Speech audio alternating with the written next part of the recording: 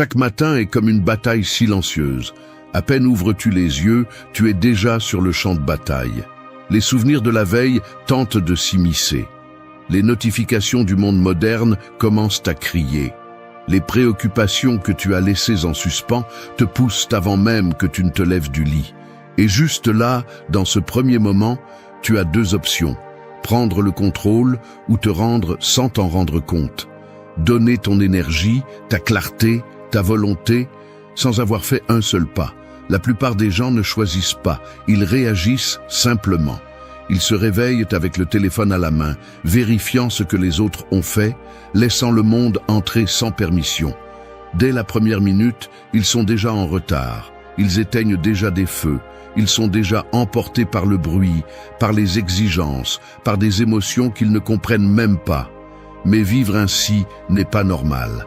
C'est commun, oui, mais cela ne le rend pas correct, parce qu'il y a une autre façon de commencer la journée, et cela ne dépend pas du temps, du travail ou de ce que disent les autres. Cela dépend de toi, de ce que tu décides de faire avec tes premières minutes, tes premières pensées, ta première respiration. C'est là que tout commence. Je ne vais pas te parler avec des phrases creuses ou des promesses magiques. Je vais te dire la vérité, crûment si nécessaire. Si tu ne contrôles pas ton matin, tu ne contrôles pas ta vie.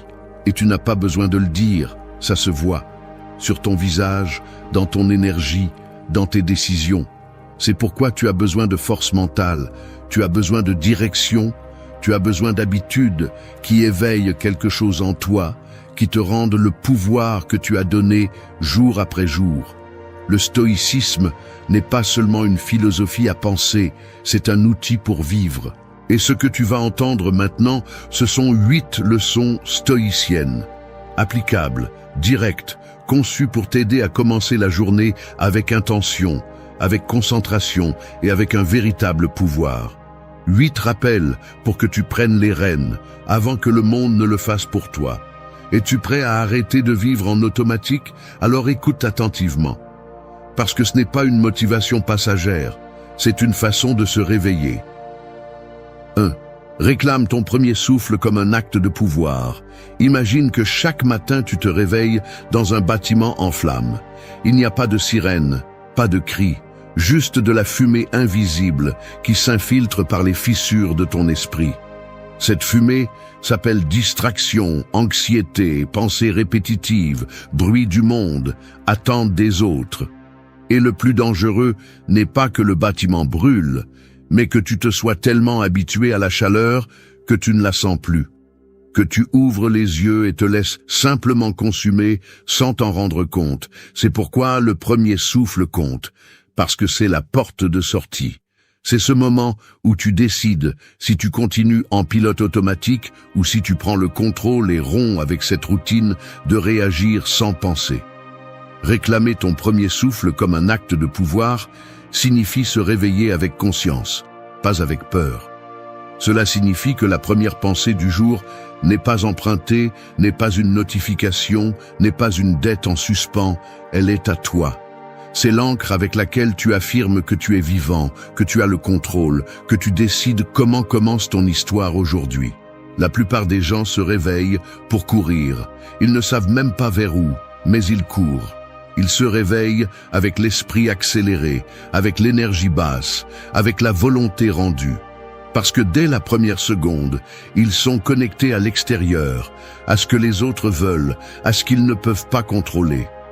Et ainsi, au lieu de commencer la journée de l'intérieur, ils la commencent à partir du bruit. Ce n'est pas vivre, c'est survivre. Et personne ne construit une vie pleine en survivant au quotidien. C'est pourquoi le stoïcisme insiste sur la maîtrise intérieure. Parce que si tu ne contrôles pas ton esprit au réveil, tu es déjà en train de perdre. Peu importe ce que tu fais après, tu as mal commencé. Et ce qui commence mal finit généralement de la même façon ou pire. Mais cela peut être brisé. Pas avec des formules magiques, mais avec intention, avec pratique. Avec l'habitude consciente de t'arrêter, de respirer et de prendre ce premier instant comme sacré. Ce premier souffle n'est pas seulement de l'air, c'est une déclaration. C'est le moment où tu te dis « Je suis ici, éveillé, présent, et personne ne va me voler ma clarté ». Cela peut sembler insignifiant, mais cet acte symbolique est la graine de tout ce qui suit. Parce que si tu ne peux pas contrôler un souffle, comment vas-tu contrôler une conversation difficile, une émotion intense, une décision importante?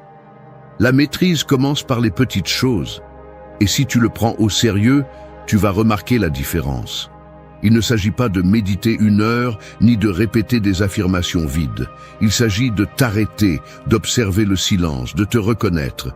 C'est une pause pour te rappeler que tu n'es pas tes tâches en attente, tes problèmes, ni tes peurs.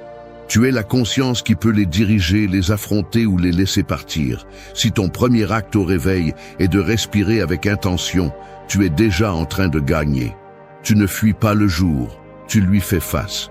Tu ne réagis pas, tu choisis. Et cette différence est énorme, parce que ce n'est pas la même chose de vivre en réponse au chaos que de vivre avec direction. Le stoïcisme ne parle pas de contrôler absolument tout. Il parle de maîtriser la seule chose que tu peux vraiment gérer, ton esprit, tes actions, ton attitude. Et le premier souffle est le rappel de cela. Peu importe si tu as mal dormi, si la journée sera difficile ou si certaines choses ne se sont pas passées comme tu le voulais. Ce qui compte, c'est comment tu décides de commencer, parce que cette décision donne le ton à tout ce qui suit. Si tu veux construire une vie forte, claire, imparable, commence par faire de ton premier souffle un acte conscient, ferme, puissant. Parce que c'est là, dans ce petit instant, que commence le véritable contrôle. 2. Protège ton esprit de l'assaut matinal. Ton esprit au réveil est comme une forteresse avec les portes entr'ouvertes. Pendant les premières minutes de la journée, ce qui entre par ces portes va définir le ton de tes pensées, tes émotions et tes décisions. Et le problème est qu'aujourd'hui, ce ne sont pas des messagers de sagesse ou des idées inspirantes qui entrent, ce sont des voleurs, des assaillants déguisés en notifications, réseaux sociaux, nouvelles alarmantes, courriels urgents. Chacun vient avec sa propre charge d'anxiété, de comparaison, de pression et de bruit. Si tu ne fermes pas ces portes à temps, ils vont piller ton attention et te laisser sans clarté avant même de sortir du lit. C'est pourquoi ce point est vital. Ton esprit a besoin de protection. Et cette protection ne s'improvise pas, elle se travaille. La plupart des gens vivent comme si leur esprit était une décharge publique. Tout entre, tout reste. Rien n'est filtré. Et à la fin de la journée, ils se demandent pourquoi ils sont fatigués, irritables ou vides. La réponse est simple.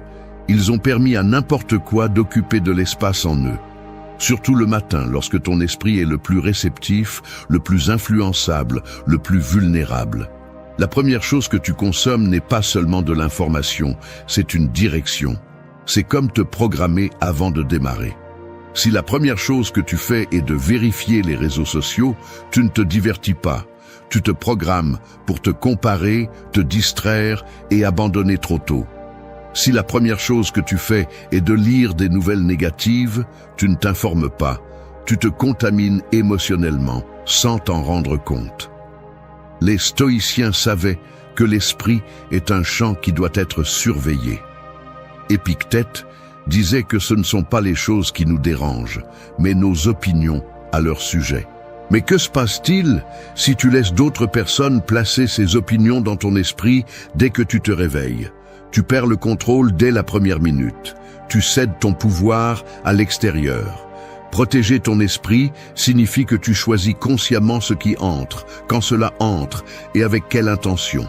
Il ne s'agit pas d'ignorer le monde, mais de te préparer d'abord à l'affronter depuis une position de force, pas de faiblesse. Commence par établir une règle de base. Pendant la première heure de la journée, ton esprit est un territoire sacré. On ne le touche pas. On ne l'envahit pas, on ne le remplit pas de déchets.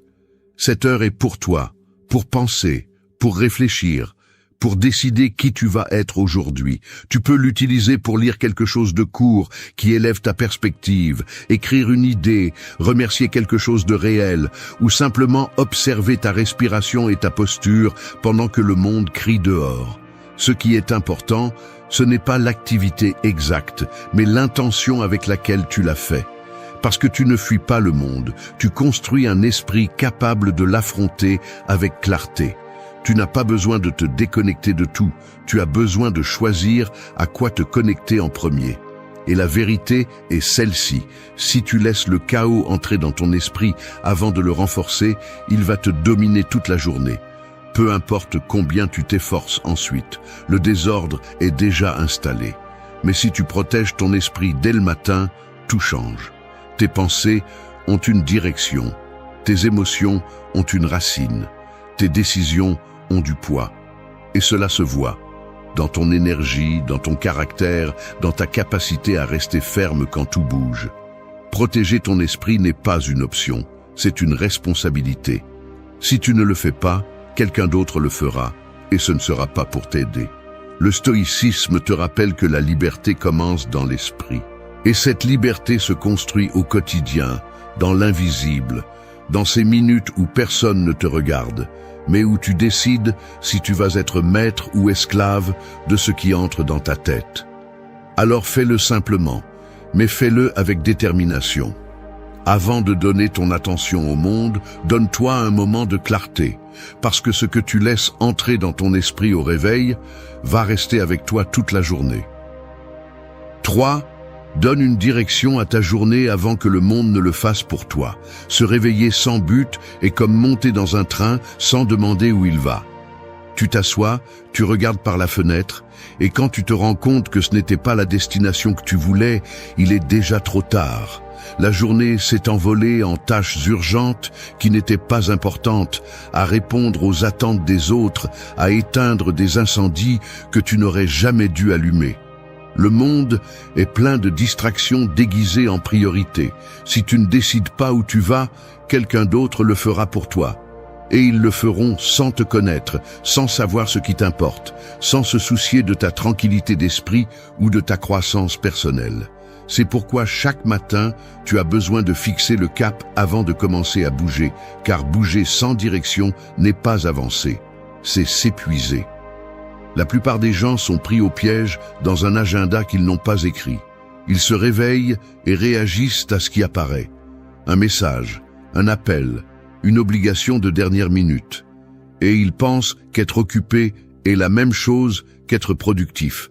Mais ce n'est pas le cas. Être occupé sans direction ne fait que te sentir épuisé. Le stoïcisme ne parle pas de faire plus, il parle de faire ce qui est juste.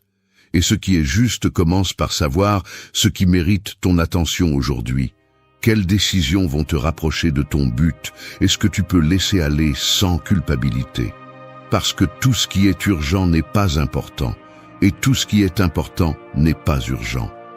Si tu ne sais pas les différencier, tu tomberas dans le piège de l'immédiat et tu oublieras l'essentiel.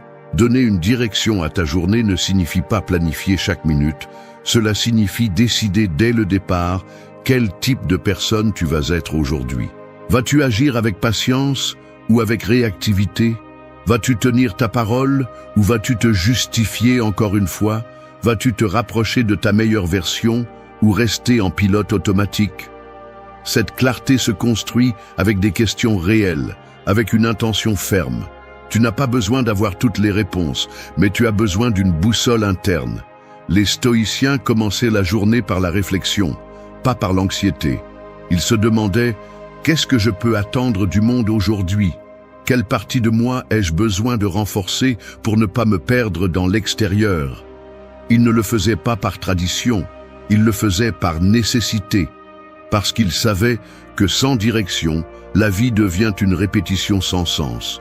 Un outil pratique est d'écrire 3 choses, ce que tu vas faire, comment tu vas le faire et pourquoi tu vas le faire. Pas plus. Pas de listes éternelles qui ne se réalisent pas. Juste 3 actes conscients qui te donnent un focus. Peut-être est-ce travailler avec discipline, parler avec respect ou dire ce que tu penses sans peur. L'important est que ce ne soit pas automatique, que ce soit intentionnel. Cette intention est ce qui sépare celui qui vit de celui qui survit. Et tu n'as pas besoin de motivation pour le faire, tu as besoin de décision. Décider que tu ne vas pas donner une autre journée à l'étranger, à l'inutile, à ce qui ne s'ajoute pas, parce que chaque jour qui passe sans but est un jour perdu. Et quand tu ajoutes beaucoup de jours perdus, tu finis par avoir une vie que tu ne reconnais pas comme la tienne. Si au réveil tu ne décides pas toi-même où va ton énergie, d'autres le feront.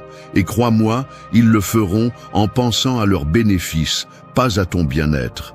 Donne une direction à ta journée dès le matin, non pas pour tout contrôler, mais pour ne te laisser emporter par rien. Parce qu'une journée avec une direction n'est pas parfaite, mais elle est à toi. Et c'est déjà un gain. Le monde ne va pas cesser d'exiger, de pousser, de crier. Mais si tu sais déjà où tu vas, rien de tout cela ne te fera dévier de ton chemin. C'est la différence entre vivre avec intention et vivre par inertie. Et cette différence commence, toujours, le matin. 4. Choisis l'inconfort avant qu'il ne te choisisse. Imagine que tu te tiens devant une porte fermée. Derrière elle se trouve tout ce que tu désires, ta croissance, ta force, ta liberté. Mais la clé qui ouvre cette porte s'appelle l'inconfort. Et le plus curieux, c'est que si tu ne l'utilises pas de ton plein gré, la vie te la mettra de force dans la main. Parce que l'inconfort fait partie du jeu, tu ne peux pas y échapper. La différence est de savoir si tu l'affrontes volontairement ou si elle te surprend sans prévenir. Celui qui choisit l'inconfort de se lever tôt évite le désespoir d'arriver en retard. Celui qui choisit l'inconfort de dire la vérité évite la misère de vivre avec la culpabilité. Celui qui choisit l'inconfort de l'effort évite la souffrance de la stagnation. Tôt ou tard, la vie te fera payer le prix. La question est de savoir si tu vas le payer en versement conscient ou en coût que tu n'as pas vu venir. Le problème, c'est qu'on nous a appris à rechercher le confort comme s'il s'agissait d'un prix. Dormir 5 minutes de plus, éviter cette conversation inconfortable, repousser ce qui fait mal, s'anesthésier avec des distractions. Tout semble valable lorsque l'objectif est de se sentir mieux à court terme. Mais ce confort mal compris devient un piège lent, silencieux, destructeur. Parce qu'on ne le remarque pas le premier jour, ni le second, mais avec le temps, il te fait perdre le respect de toi-même. Tu sais que tu aurais pu faire plus, tu sais que tu avais le choix d'affronter, d'agir, de te lever, mais tu as choisi de rester immobile, et cela fait plus mal que n'importe quel effort. Le stoïcisme ne glorifie pas la souffrance, mais il honore le courage de faire ce qu'il faut, même si ce n'est pas agréable, le courage de marcher droit quand il est plus facile de se courber. Le courage de prendre des décisions difficiles, parce que tu sais que le confort d'aujourd'hui peut être la misère de demain. Et ce courage se cultive dans les petites choses, au quotidien. Tu n'as pas besoin de commencer par courir 10 kilomètres ou d'affronter tes plus grandes peurs. Il te suffit de prendre l'inconfort du jour et de le choisir avant qu'il ne te pousse. Cela peut être de soulever des poids, même si tu n'en as pas envie, de dire non quand ta voix tremble, d'écrire même si tu as l'impression que ça ne coule pas, de laisser ton téléphone quand l'addiction te demande plus. Chaque fois que tu choisis consciemment l'inconfort, quelque chose en toi se renforce. Ton caractère s'affine, ta volonté devient plus ferme, et le plus important, ton identité commence à changer. Parce que tu n'es pas ce que tu dis que tu vas faire, tu es ce que tu fais quand personne ne t'oblige. Et si tu fais ce qui est difficile quand tu pourrais choisir ce qui est facile, tu deviens quelqu'un en qui tu peux avoir confiance. C'est l'objectif, avoir confiance en toi. Savoir que peu importe ce qui arrive, tu seras là, ferme, faisant ce qui est nécessaire. L'inconfort ne disparaît pas, mais il change de forme. Au début, c'est une barrière, puis il devient un entraînement. Et une fois que tu as pris l'habitude de l'affronter, il cesse de te faire peur, non pas parce qu'il cesse de faire mal, mais parce que tu n'en as plus peur. Et ce moment, c'est la liberté. Parce que tu ne réagis plus à la douleur, tu l'utilises comme un outil. Tu diriges ta vie avec détermination, pas avec des excuses. Alors chaque matin, avant que le monde ne te pousse, pousse-toi toi-même. N'attends pas que la vie te force à bouger. Bouge les pièces toi-même. Accepte l'inconfort comme faisant partie du prix à payer pour une vie avec un but. Tu n'as pas besoin de souffrir tout le temps, mais tu as besoin d'arrêter de fuir chaque fois que quelque chose te met mal à l'aise. parce que celui qui fuit toujours l'inconfort finit par être pris au piège par lui, et celui qui l'affronte chaque jour finit par conquérir sa liberté. 5. Regarde la peur dans les yeux avant qu'elle n'apparaisse. La peur est comme une ombre qui marche derrière toi tout le temps. Elle ne crie pas, elle ne pousse pas, elle ne menace pas. Elle attend juste le moment parfait pour t'envelopper quand tu es faible, quand tu n'es pas préparé, quand tu baisses la garde. Et si tu ne la regardes pas en face dès le début, si tu prétends qu'elle n'existe pas, si tu l'ignores par commodité, alors elle te prend par surprise. Parce que la peur n'a pas besoin d'être réelle pour te paralyser, elle a juste besoin que tu ne lui fasses pas face. C'est pourquoi ce point est clé. Si tu ne vas pas vers elle en premier, elle viendra pour toi.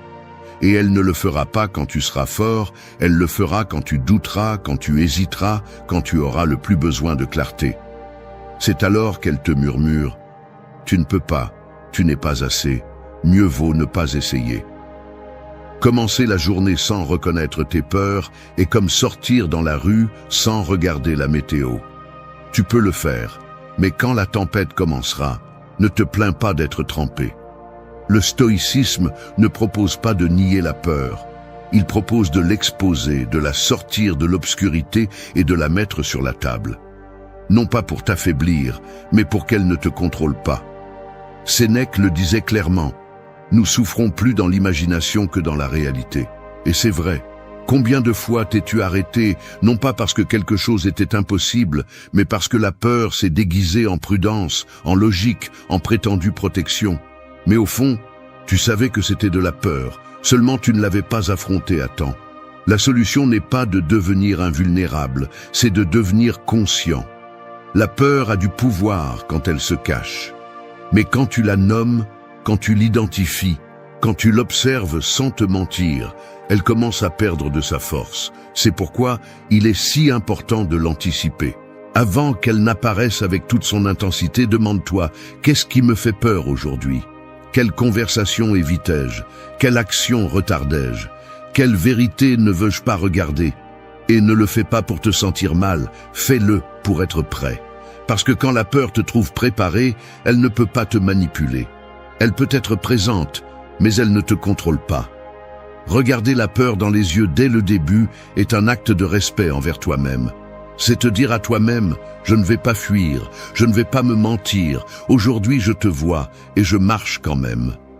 C'est l'attitude stoïcienne, celle de celui qui ne nie pas la douleur, mais qui ne se rend pas non plus à elle. Celle de celui qui accepte que la peur existe, mais qui ne la laisse pas prendre le volant. La peur peut venir avec toi, mais tu décides si elle va à l'arrière ou si tu la laisses conduire ta journée. Et cette décision se prend tôt, quand ton esprit est encore clair, quand ta volonté est fraîche, quand tu peux la regarder sans trembler. Certains ont peur d'échouer, d'autres de se démarquer. Certains craignent d'être rejetés, d'autres de se montrer tels qu'ils sont vraiment. Peu importe la forme, toutes les peurs ont une racine commune. L'idée que tu ne pourras pas supporter ce qui vient. Mais tu peux. Ce que tu ne peux pas, c'est continuer à l'éviter. Parce que la peur ne disparaît pas quand tu l'ignores, elle change juste de forme. Et plus tu la pousses au fond, plus elle revient forte quand tu t'y attends le moins. Alors n'attends pas. Ne laisse pas la peur prendre l'initiative. Parle-lui dès que tu te réveilles. Reconnais-la, affronte-la, respire et avance. Elle ne partira peut-être pas, mais elle cessera d'avoir le contrôle. Et c'est déjà suffisant pour retrouver ta force. Parce que celui qui ose regarder la peur dans les yeux avant qu'elle n'apparaisse, se laisse rarement dominer quand il l'a en face. 6. Sois une vertu au milieu du chaos. Imagine que tu es au milieu d'une tempête, pas une tempête de vent et d'eau, mais une où les rafales sont des opinions étrangères, les tonnerres sont des problèmes inattendus et la pluie constante sont des distractions qui ne cessent de tomber. Au milieu de ce scénario, tu as deux options, crier et te déplacer sans but, comme le font la plupart, ou t'ancrer au sol, garder ton calme et agir avec fermeté. C'est être une vertu au milieu du chaos. Il ne s'agit pas de paraître imperturbable, il s'agit de te soutenir quand tout tremble. parce que n'importe qui peut agir avec sérénité quand tout est en ordre. Mais peu sont ceux qui conservent leur caractère quand l'environnement s'effondre. Et ces quelques-uns sont ceux qui ont vraiment le contrôle. La vie moderne n'est pas tranquille. C'est un environnement agité, plein d'exigences, d'interruptions, de stimuli constants, de décisions qui ne donnent pas de répit. La pression vient de tous les côtés et arrive souvent juste quand tu t'y attends le moins. Tu ne peux pas éviter le chaos, mais tu peux décider comment y répondre. Le stoïcisme le rend clair. Tu ne contrôles pas ce qui se passe, mais tu contrôles comment tu agis face à cela. La vertu est ce guide interne qui te rappelle quel type de personne tu veux être, même quand tout autour semble t'inviter au contraire. Être une vertu au milieu du chaos, c'est choisir l'honnêteté quand mentir semble plus facile. Choisir la patience quand la colère brûle à l'intérieur. Choisir l'action correcte quand tout le monde fuit. Et cela ne se réalise pas avec de belles phrases ou des pensées positives. Cela se réalise avec une pratique quotidienne. Dès le moment où tu te réveilles, tu peux déjà décider si tu vas permettre que le bruit externe envahisse ton équilibre, ou si tu vas prendre soin de ton centre comme s'il était la chose la plus précieuse que tu possèdes. Parce que c'est le cas. Ton caractère est ta véritable richesse. Et il se mesure non pas par ce que tu fais quand tout va bien, mais par la façon dont tu réponds quand tout se complique. Tu peux perdre du temps, de l'argent, du confort, mais si tu perds ton intégrité, tu perds tout. Être une vertu au milieu du chaos signifie aussi ne pas te laisser contaminer par l'énergie toxique des autres. Quand l'environnement est plein de plaintes, d'agressivité ou de dramatisme, tu peux choisir de ne pas l'absorber. Tu n'es pas une éponge, tu es un rocher. Et les rochers ne s'adaptent pas à l'eau qui les entoure, ils résistent. Cela ne signifie pas devenir froid ou distant. Cela signifie avoir une clarté sur qui tu es et ce que tu défends. Cela signifie agir à partir de tes valeurs, pas à partir de tes émotions momentanées. Cela signifie te rappeler que même dans les moments les plus difficiles, tu peux encore choisir le respect, la responsabilité, la tempérance. Tout au long de la journée, le chaos va apparaître, sous la forme d'une dispute, d'un contretemps, d'une critique, d'une injustice, et tu n'auras pas toujours le contrôle de l'événement, mais tu auras le contrôle de ta réaction. C'est là que se définit ton pouvoir. C'est là que se forme ton caractère. Et si chaque fois que le monde se désordonne, tu décides de te tenir en ton centre, avec fermeté, avec dignité, alors tu pratiques la véritable force. Pas la force qui crie ou frappe, mais celle qui domine de l'intérieur. Tu n'as pas besoin d'un environnement parfait pour agir avec vertu. Tu as besoin de décision. Tu as besoin de te rappeler à toi-même que ton but n'est pas de gagner toutes les batailles, c'est de ne pas te perdre toi-même dans le processus. Que ton travail n'est pas de contrôler le vent, mais de maintenir fermement ton gouvernail. Parce que le chaos sera toujours là, aujourd'hui, demain, toujours. Mais tu peux être le point fixe au milieu du désordre. Tu peux être le calme qui ne se brise pas, la clarté qui ne s'éteint pas, la vertu qui ne se vend pas, quoi qu'il arrive. 7. Maîtrise l'impulsion et honore la pause. L'impulsion est comme un cheval sauvage qui, si tu ne prends pas les rênes à temps, t'entraîne sur des chemins que tu n'as pas choisis. Elle est rapide, intense, semble puissante, mais si tu la suis sans réfléchir, tu finis par tomber. Nous ressentons tous des impulsions, de répondre avec colère, d'agir sans réfléchir, de se rendre en plein effort, de dire quelque chose juste pour se sentir bien une seconde. Et en cette seconde, s'il n'y a pas de pause, s'il n'y a pas de conscience, tout peut s'effondrer. C'est pourquoi maîtriser l'impulsion est un acte de véritable force.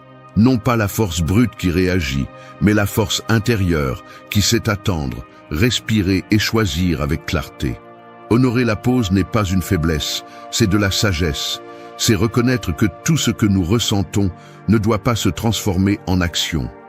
Qu'il y a du pouvoir à ne pas répondre immédiatement. Qu'il y a de la grandeur à s'arrêter, observer et décider avec intention.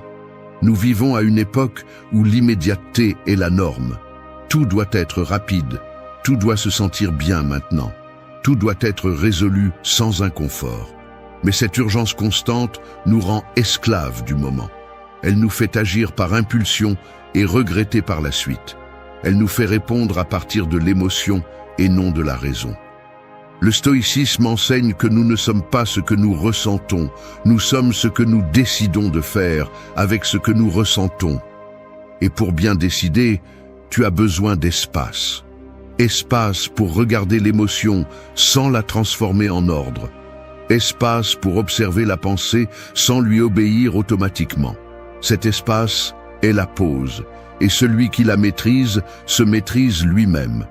L'impulsion veut crier quand quelqu'un t'offense, abandonner quand quelque chose coûte, attaquer quand tu te sens insécurisé, te justifier quand tu te trompes. Mais si chaque fois que tu ressens une impulsion, tu t'arrêtes, tu respires et tu te demandes « Est-ce que cela me rapproche de la personne que je veux être ?» Tu commences à transformer ta relation avec toi-même. Tu ne réagis pas, tu choisis. Tu n'exploses pas, tu gères. Tu ne fuis pas, tu fais face avec clarté. Cette pause ne dure pas des minutes, parfois ce ne sont que des secondes. Mais dans ces secondes, il y a une liberté immense. Parce que c'est là que tu cesses d'être la victime de ton état émotionnel et que tu deviens le maître de tes actes. Maîtriser l'impulsion ne signifie pas éteindre ce que tu ressens. Cela signifie le canaliser. Cela signifie comprendre que ressentir de la colère ne t'oblige pas à blesser, que ressentir de la peur ne t'oblige pas à fuir, que ressentir de l'anxiété ne t'oblige pas à agir immédiatement. Tu peux ressentir tout cela et pourtant garder le contrôle. C'est cela la maturité émotionnelle, c'est cela le caractère. Et cela s'entraîne tous les jours, dans les petits moments. Dans cette conversation tendue où tu décides de te taire 5 secondes de plus. Dans ce conflit où tu choisis de ne pas répondre au même niveau. Dans cette frustration où tu choisis d'avancer sans exploser. Honorer la pause implique aussi de respecter tes processus. Ne pas courir par anxiété. Ne pas exiger de résultats instantanés. Ne pas bouger simplement parce que tu ressens de la pression. Parfois, le pas le plus sage est de s'arrêter, de respirer et d'observer. Non pas parce que tu ne sais pas quoi faire, mais parce que tu sais qu'agir sans clarté peut avoir un prix élevé. La pause n'est pas une perte de temps, c'est un investissement dans des décisions plus fermes. Et chaque pause consciente te donne un avantage sur le chaos qui emporte ceux qui ne savent que réagir. Dans un monde où tout le monde se précipite, celui qui sait s'arrêter a le contrôle. Dans une culture qui récompense la vitesse, celui qui honore son propre rythme se distingue. Maîtriser l'impulsion et honorer la pause ne te rend pas lent, cela te rend fort. Parce que pendant que les autres vont d'émotion en émotion, tu te tiens. Et celui qui se tient quand tout pousse devient quelqu'un qui ne vit pas seulement, mais qui dirige sa vie. 8. Coupe la chaîne de l'approbation d'autrui. Vivre en cherchant l'approbation est comme marcher avec une chaîne invisible attachée au cou. De l'autre côté, il n'y a pas une personne, il y en a 1000, chacune avec ses jugements, ses attentes, ses opinions. Et chaque fois que tu fais quelque chose juste pour plaire, chaque fois que tu tais ce que tu penses pour ne pas déranger, chaque fois que tu changes ton cap par peur de ce que diront les autres, cette chaîne se tend un peu plus. À la fin de la journée, tu finis épuisé non pas par ce que tu as fait, mais par ce que tu as porté. Tu n'as pas vécu ta vie, tu as vécu la version que les autres approuveraient. Et le pire, c'est que cette approbation ne dure jamais. Aujourd'hui tu l'as, demain tu ne l'as plus. Tu devras toujours donner plus, sacrifier plus, t'adapter plus. Jusqu'à ce qu'un jour, tu te regardes dans le miroir et que tu ne saches plus qui tu es vraiment. La philosophie stoïcienne enseigne que la seule opinion qui devrait compter est celle de ta conscience. Pas la voix de l'ego ni celle de la peur, mais celle de ton intégrité. Vivre pour plaire, c'est se trahir petit à petit. Et quand quelqu'un se trahit assez, il se perd. C'est pourquoi il est nécessaire de couper la chaîne, ne pas l'adoucir, ne pas l'étirer, la couper. Tu n'as pas besoin de permission pour être qui tu es. Tu n'as pas besoin de validation externe pour marcher avec assurance. Tu as besoin de courage pour déranger, pour être honnête, pour défendre ce que tu penses, même si ta voix tremble. Ce courage se cultive chaque matin lorsque tu décides d'agir par conviction et non par acceptation. Être libre, ce n'est pas faire ce que tu veux, c'est ne pas vivre conditionné par le besoin de plaire. Tu n'as pas besoin de devenir indifférent ou rebelle sans cause, juste ferme. Savoir que si tes décisions sont alignées avec tes valeurs, tu fais déjà ce qui est juste, même si cela ne plaît pas à tout le monde. Parce que plaire à tout le monde n'a jamais été un signe de force, c'est un signe de peur. Et la peur de ne pas être accepté a détruit plus de rêves que l'échec lui-même. Alors aujourd'hui, respire, lâche prise, décide.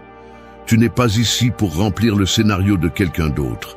Tu es ici pour écrire le tien. Et cela commence quand tu coupes la chaîne et marches la tête haute, même si certains se détournent du chemin.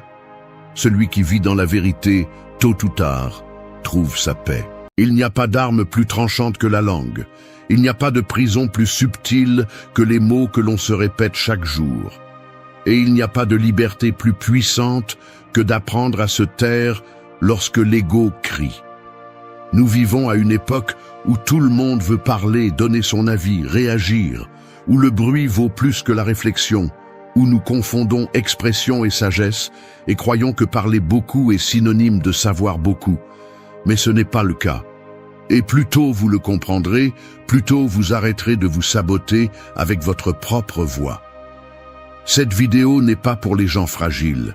Elle est pour ceux qui sont prêts à se regarder avec crudité et à assumer la responsabilité de leur esprit, de leurs mots et de leur silence.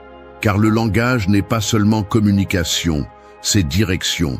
Ce que vous dites façonne ce que vous faites, et ce que vous taisez révèle en qui vous vous transformez. Les stoïciens le savaient.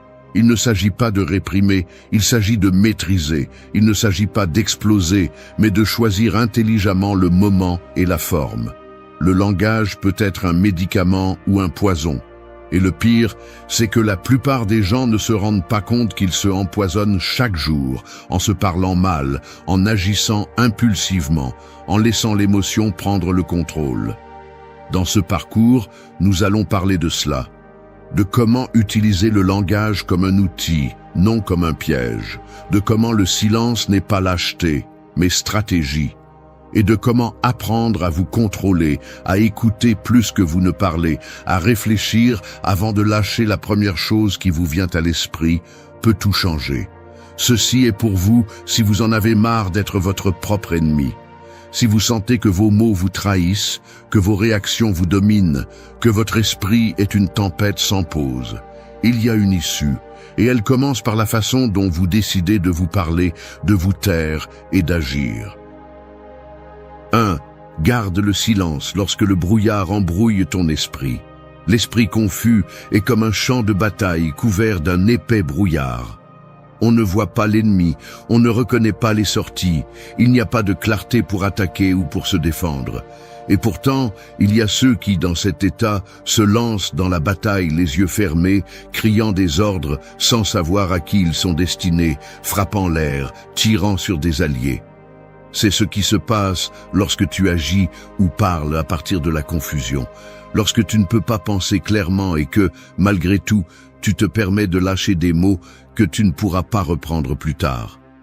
Il y a des moments où le plus courageux n'est pas de parler, c'est de se taire, non pas par lâcheté, non pas par répression, mais par stratégie, parce que tu sais que tu n'es pas en mesure de voir avec précision et que tout mouvement peut être une erreur coûteuse. Si ton esprit est envahi par la peur, la colère, l'anxiété ou la frustration, il est fort probable que ta voix soit le reflet de cette distorsion. Et si tu parles à partir de là, tu vas agrandir le problème, pas le résoudre.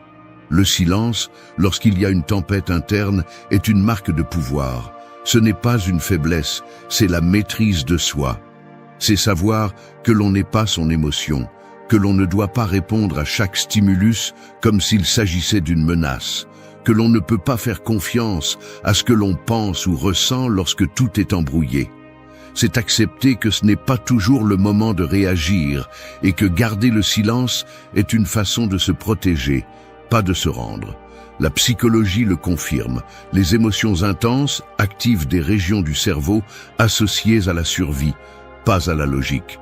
Dans ces moments, le jugement est embrouillé, la perception est déformée et la capacité de prendre des décisions rationnelles diminue. Si tu sais cela et que malgré tout, tu te laisses emporter par l'impulsion, tu choisis de perdre. En revanche, si tu attends, si tu respires, si tu décides de ne pas agir jusqu'à ce que la marée baisse, tu vas utiliser le langage stoïcien de la sagesse, la retenue. Épictète disait que nous ne sommes pas perturbés par les choses, mais par l'opinion que nous avons d'elles. Mais si ton opinion naît d'une émotion qui te consume, alors tu ne vois pas la réalité, tu vois ta distorsion. Dans cet état, parler est dangereux, réagir est dangereux, parce que l'émotion veut toujours se décharger, et si tu ne la maîtrises pas, tu finiras par blesser les autres ou toi-même, et cela s'entraîne. Ce n'est pas qu'un jour tu vas simplement arrêter d'exploser, cela se pratique. Chaque fois que tu sens que tu es sur le point de perdre le contrôle, mais que tu choisis de ne pas répondre, tu renforces cette partie de toi qui observe, qui décide, qui dirige. Chaque fois que tu choisis de te taire plutôt que de dire quelque chose qui ne fera qu'aggraver la situation, tu montres que tu n'es plus un esclave de ton émotion, que tu commences à prendre le contrôle de ton caractère. Se taire n'est pas fuir, c'est attendre le moment juste. C'est choisir quand et comment utiliser tes mots pour qu'ils construisent plutôt que de détruire. Parce que chaque fois que tu parles à partir du brouillard, tu peux finir par casser des choses que tu ne sauras pas comment réparer plus tard. En revanche, si tu sais attendre, si tu utilises le silence comme un bouclier, comme une pause, comme une protection, tu en sortiras plus fort, plus clair, plus précis. Et lorsque le brouillard se dissipera, lorsque l'esprit s'éclaircira et que l'émotion perdra de sa force, tu parleras à partir du calme, pas de la tempête. Et là, tes mots auront du poids, parce qu'ils naissent de la maîtrise, pas du chaos. 2. Chaque mot est un coup de feu, vise avec intention. Parler est comme tirer une flèche. Une fois que tu l'as lâchée, il n'y a aucun moyen de l'arrêter. Tu ne peux pas l'appeler en retour, tu ne peux pas la rediriger. Et le pire, c'est que souvent, tu ne vises même pas, tu lâches simplement par impulsion, par habitude ou par simple négligence.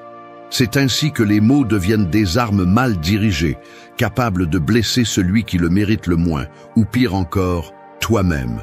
Nous vivons dans une culture de réaction automatique où les gens lâchent des mots comme s'ils n'avaient pas de poids. Ils répondent sans réfléchir, critiquent sans savoir, promettent sans intention de tenir. Mais chaque mot que tu dis laisse une marque, il crée une impression, il construit ou détruit. Et même si cela peut sembler exagéré, ce qui sort de ta bouche révèle avec une brutalité claire le type d'esprit que tu as. Il ne s'agit pas de parler joliment, il s'agit de parler avec un but. Le langage n'est pas une décoration, c'est une direction. Chaque phrase est une déclaration d'intention.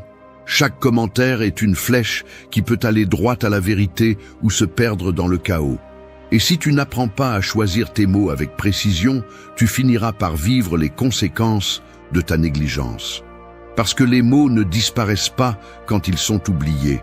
Ils restent souvent gravés dans la mémoire de celui qui les a reçus, ou dans la tienne quand tu as dit quelque chose que tu ne voulais pas dire. La philosophie stoïcienne le rend clair.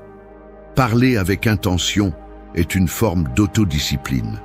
Il ne s'agit pas seulement de savoir quoi dire, mais de savoir quand le dire, comment le dire, et si cela vaut vraiment la peine de le dire. La plupart du temps, nous parlons pour combler le vide, pour justifier nos émotions ou pour chercher la validation. Mais ce n'est pas communiquer, c'est tirer sans but, et celui qui tire sans but finit presque toujours par regretter. Du point de vue de la psychologie, on sait que le langage n'exprime pas seulement ce que nous ressentons, il le renforce aussi.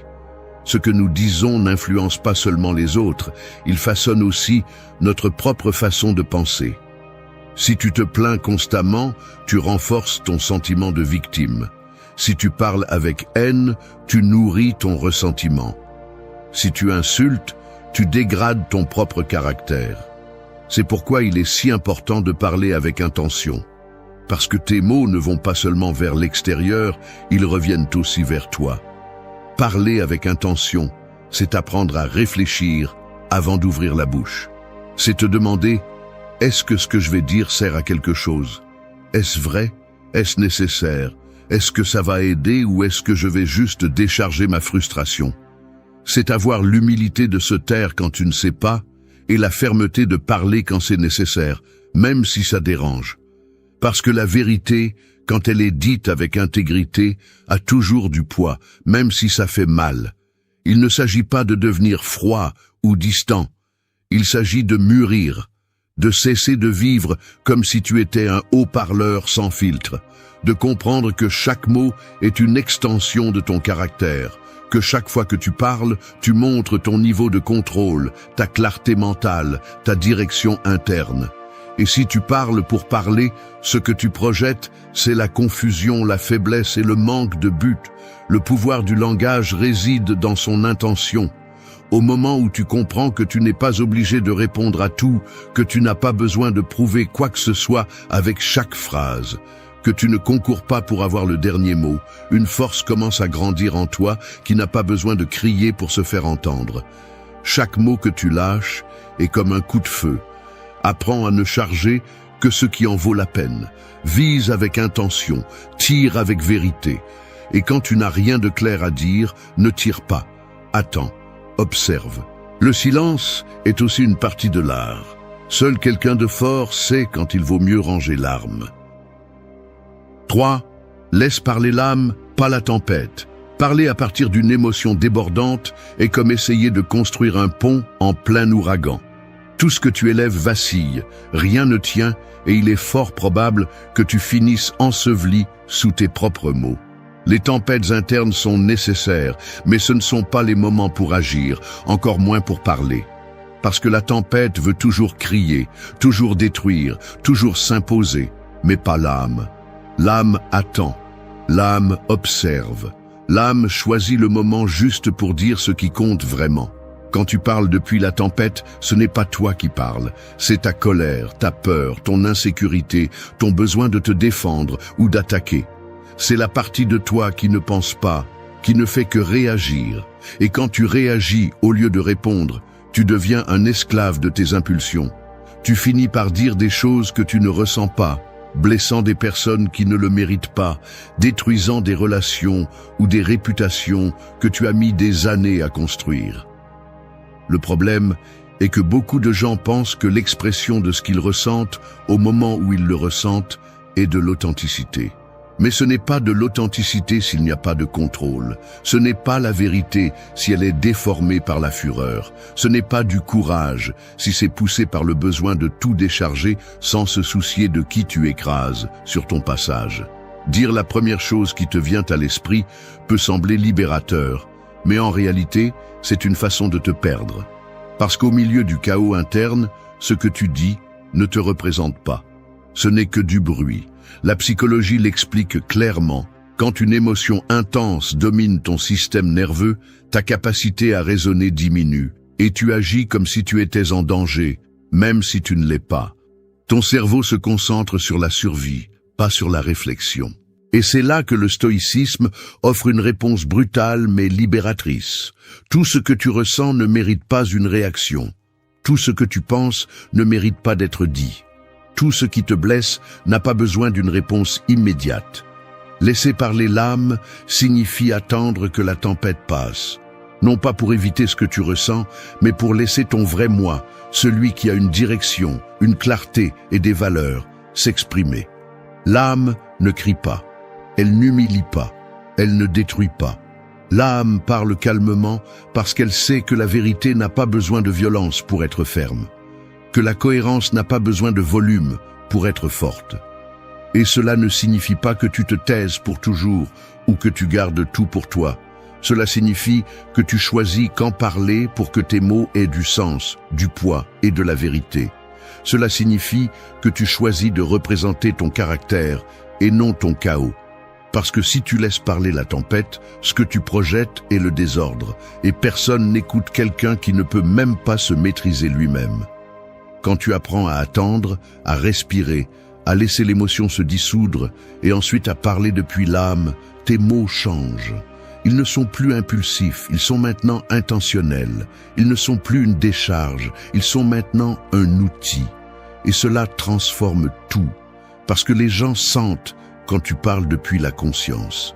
Ils savent que tu n'improvises pas, que tu ne réagis pas comme une alarme hors de contrôle, mais que tu dis quelque chose qui vient du plus profond de toi, quelque chose qui a été pensé, ressenti et choisi. L'âme a une voix, mais elle n'est entendue que lorsque la tempête se tait. Si tu veux être pris au sérieux, si tu veux te respecter toi-même, si tu veux arrêter de regretter ce que tu dis, commence par arrêter de parler quand l'émotion commande. Fais-le quand l'âme est prête. Ce n'est qu'alors que ce que tu diras sera vrai, fort et respecté. Au 4, celui qui écoute le plus comprend le plus. Écouter, c'est comme entrer dans une pièce sombre avec une bougie allumée. Tu ne peux pas courir, tu ne peux pas crier, tu ne peux pas pousser. Tu ne peux qu'avancer lentement, attentif à chaque détail, observant ce que les autres négligent. La lumière est faible, mais suffisante si tu y prêtes attention. C'est ainsi que fonctionne l'écoute. Elle n'éclaire pas tout d'un coup, mais elle révèle l'essentiel à ceux qui ont la patience de regarder au-delà du bruit. La plupart des gens n'écoutent pas pour comprendre, ils écoutent pour répondre. Ils attendent leur tour pour parler, sans prêter attention à ce que l'autre dit. Ce qu'ils veulent, ce n'est pas comprendre, mais gagner. Ils interrompent, corrigent, tirent des conclusions sans écouter le contexte complet. Et c'est ainsi qu'ils vivent, en répétant des schémas, en mal interprétant des situations, en réagissant à partir de leur propre récit, au lieu de se connecter à la réalité de l'autre. Écouter est une compétence sous-estimée parce qu'elle n'est pas spectaculaire. Elle ne te donne pas un rôle de premier plan immédiat. Elle n'attire pas les applaudissements. Mais celui qui sait écouter devient une personne dangereuse dans le meilleur sens du terme, parce qu'il voit ce que les autres ne voient pas, parce qu'il capte ce qui se cache derrière les mots, parce qu'il agit avec des informations réelles, pas avec des suppositions ou des émotions impulsives. La psychologie nous apprend que l'écoute active des zones du cerveau liées à l'empathie et à la compréhension profonde. Lorsque tu prêtes vraiment attention, ton esprit cesse de se concentrer sur la défense et commence à traiter plus précisément ce qui se passe. Et cela réduit le conflit, améliore la communication et renforce la prise de décision. Tu n'as pas besoin d'être le plus intelligent, tu as besoin d'être celui qui écoute le mieux. Parce que comprendre avant de parler est un avantage stratégique brutal.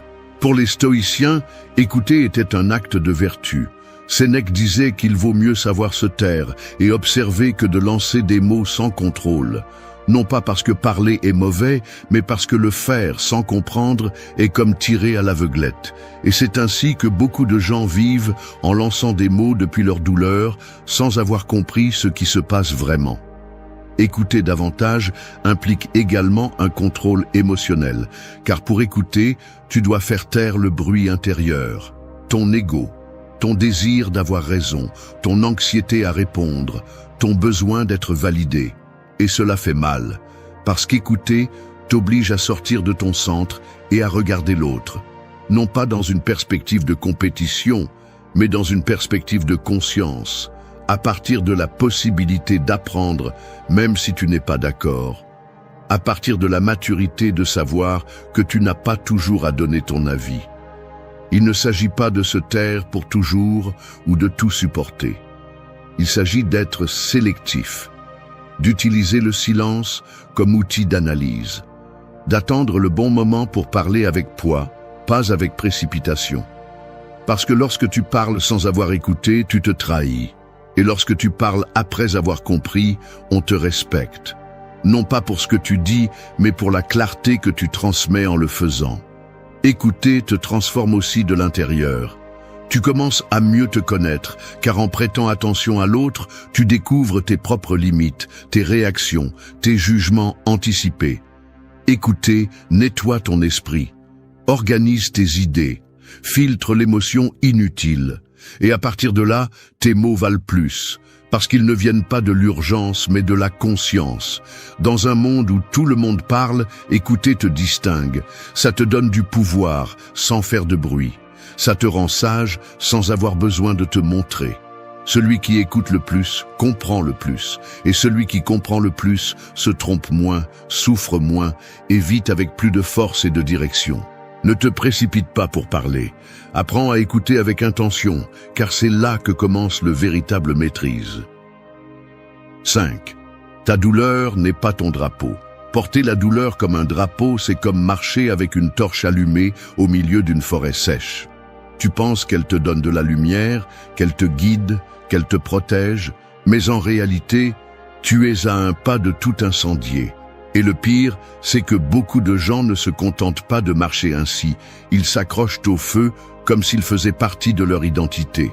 Ils font de leur souffrance un étendard. Ils le montrent, ils le répètent, ils le défendent. Mais la douleur n'est pas faite pour être exhibée, elle est faite pour être transformée. Nous souffrons tous. Cela ne te rend pas spécial. Cela ne te définit pas. Ce qui te définit, c'est ce que tu fais de cette douleur, si tu l'utilises pour grandir ou pour manipuler, si tu l'affrontes ou si tu l'utilises comme excuse. Parce qu'une chose est de passer par la douleur et une autre très différente est de t'installer dedans et de demander au monde de s'adapter à ta blessure. Personne ne viendra te sauver. Personne n'a l'obligation de te comprendre si tu ne fais pas l'effort de te relever toi-même. La philosophie stoïcienne est claire. La souffrance ne te rend pas victime, elle te met à l'épreuve. Ce que tu fais de cette souffrance révèle ton caractère. Tu ne peux pas contrôler ce qui t'est arrivé, mais tu peux contrôler comment tu réponds. Si tu choisis de traîner ta douleur comme une justification pour ta colère, ton apathie ou ta défaite, alors tu n'avances pas. Tu recules avec un drapeau en l'air qui ne sert qu'à rappeler ta chute. Du point de vue de la psychologie, on sait que revivre constamment la douleur renforce les circuits du traumatisme. Plus tu parles de ta blessure sans la travailler, plus tu lui donnes de pouvoir. Il ne s'agit pas de guérir, mais de répéter. Et répéter sans intention de changer devient une auto-illusion, dans un cycle à la fois confortable et destructeur. Parce qu'il te donne une identité, mais il te retire du pouvoir. Il te donne de l'attention, mais il te vole de l'action. Ta douleur peut être du carburant, mais pas une destination. Elle peut te pousser, mais pas te définir. Tu peux l'utiliser comme moteur pour construire une version plus forte de toi, ou tu peux rester attaché à elle et l'utiliser comme excuse pour ne rien faire. C'est la différence entre ceux qui la surmontent et ceux qui restent coincés dans l'histoire qu'ils se sont racontée à eux-mêmes. La douleur se respecte, mais ne se glorifie pas. Personne n'a besoin de connaître chaque détail de ce que tu as souffert pour te valoriser. Ce qui frappe vraiment, c'est ce que tu fais ensuite, ce que tu choisis de construire avec les cendres. Si tu deviens une personne dure, froide et rancunière, tu permets à ta blessure de dicter tes décisions. Mais si tu choisis de grandir, si tu choisis d'être plus fort, plus sage et plus conscient, alors la douleur a rempli sa fonction. Alors tu as gagné. N'utilise pas ta douleur pour manipuler. N'attends pas de privilèges pour avoir souffert. Ne te cache pas derrière ce qui t'est arrivé pour justifier ce que tu ne fais pas aujourd'hui. Parce que ce n'est pas guérir, c'est abandonner déguisé en survie. Et tu n'es pas ici pour survivre, tu es ici pour prendre ce qui t'a brisé et le transformer en quelque chose d'utile, en quelque chose qui sert, en quelque chose qui compte. Ne mets pas ta douleur en avant comme si c'était un bouclier, ne l'utilise pas comme introduction, ne la fais pas partie de ton discours quotidien. Porte-la si nécessaire, mais en silence, avec dignité, avec l'engagement que tu travailles pour la laisser derrière toi. Parce que le jour où tu arrêteras de parler de ce qui t'a brisé et que tu commenceras à agir à partir de ce que tu as appris, ce jour-là, tu retrouveras ton pouvoir. Ta douleur n'est pas ton drapeau, c'est ton terrain d'entraînement. Tu n'es pas brisé, tu es en construction. Et cela, si tu le comprends vraiment, change le cours de ta vie. 6. La langue empoisonnée se retourne contre celui qui l'utilise. Parler avec du poison, c'est comme boire de la coupe avant de l'offrir à quelqu'un d'autre. Tu penses que tu attaques, que tu te défends, que tu gagnes. Mais le mal commence toujours par l'intérieur. Car les mots que tu lances avec colère, ressentiment ou mépris ne blessent pas seulement celui qui les reçoit, ils te contaminent aussi. Ils salissent ton esprit, pourrissent ton jugement, te lient à des émotions qui t'empêchent d'avancer. Et même si en apparence tu sembles être en contrôle, à l'intérieur tu t'épuises, te consumant lentement par ton propre poison. La plupart des gens pensent que parler durement, avec insultes, moqueries ou agressions, est une façon de se défendre, de se faire respecter, de marquer son territoire. Mais ce n'est pas de la force, c'est de la faiblesse mal déguisée. C'est un manque d'intelligence émotionnelle. Parce que n'importe qui peut crier, n'importe qui peut t'insulter, n'importe qui peut t'exploser. Mais tout le monde ne peut pas rester ferme, dire ce qu'il pense clairement et fermement sans se salir en chemin. Le poison que tu lances reste dans ton système. Il nourrit ta colère, renforce ton ego, te transforme en quelqu'un qui est toujours prêt à attaquer, mais jamais à construire. Du point de vue de la psychologie, on sait que ceux qui réagissent constamment avec violence verbale activent constamment des circuits de stress. Cela t'épuise, te rend moins rationnel, plus impulsif et émotionnellement plus fragile, même si tu essaies de prétendre le contraire. Celui qui parle avec haine s'enferme dans un cycle où chaque mot qu'il lâche le rend plus esclave de ce qu'il ressent.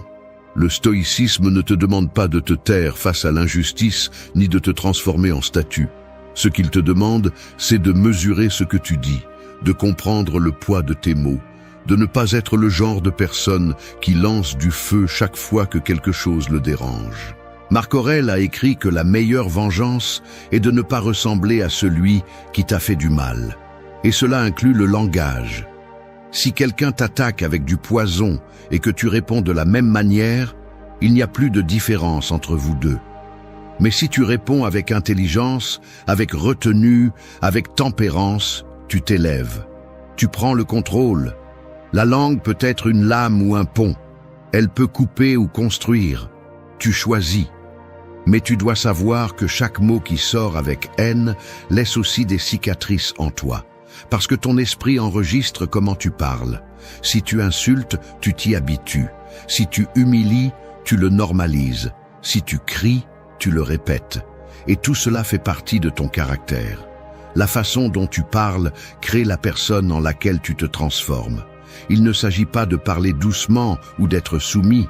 Il s'agit d'être précis, de ne pas te laisser emporter par la colère, d'avoir le courage de choisir tes mots même si tu es en colère, parce que ce n'est pas de la faiblesse, c'est du vrai pouvoir. C'est savoir que l'autocontrôle n'est pas de la répression, c'est de l'intelligence, et que le respect ne s'impose pas en criant plus fort, mais en démontrant que tu n'as pas besoin de te rabaisser pour être entendu.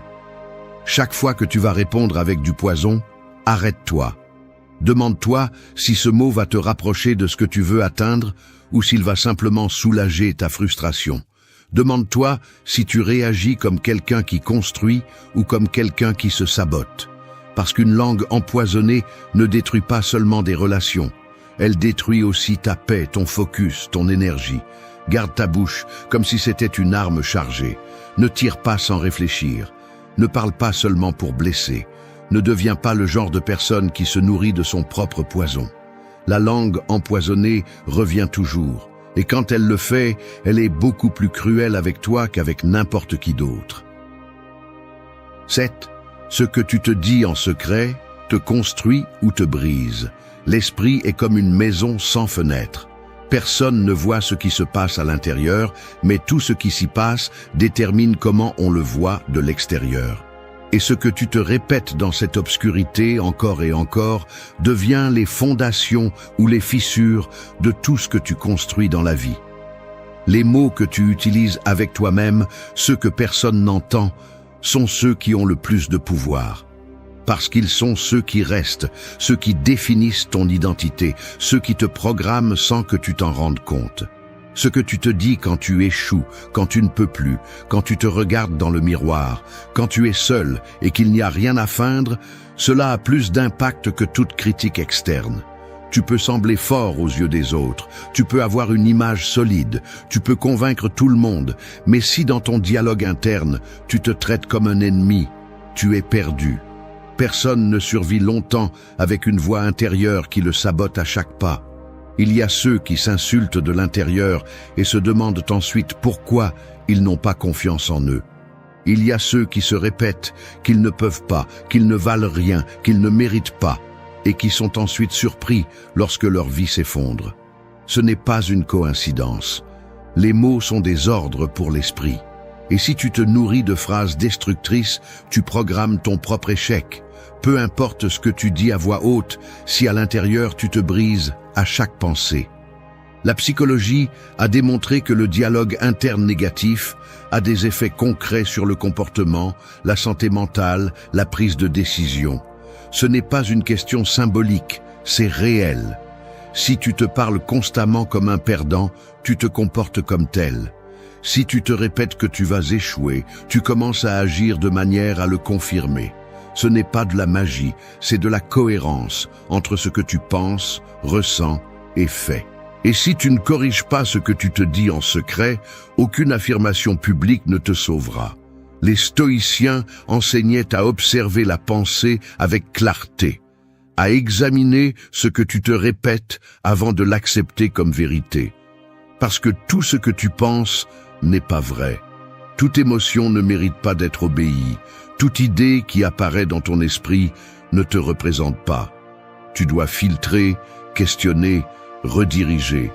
Tu ne peux pas laisser ta vie entre les mains d'une voix qui te répète les erreurs du passé ou les peurs qui ne se sont pas encore produites. Tu dois entraîner cette voix, la modeler, la transformer en ton allié. Et il ne s'agit pas de te mentir, ni de répéter des phrases vides devant le miroir, comme si cela changeait ta réalité. Il s'agit de te parler avec vérité, mais aussi avec respect. De te dire ce que tu as besoin d'entendre pour avancer, pas ce que ta partie la plus faible veut pour abandonner.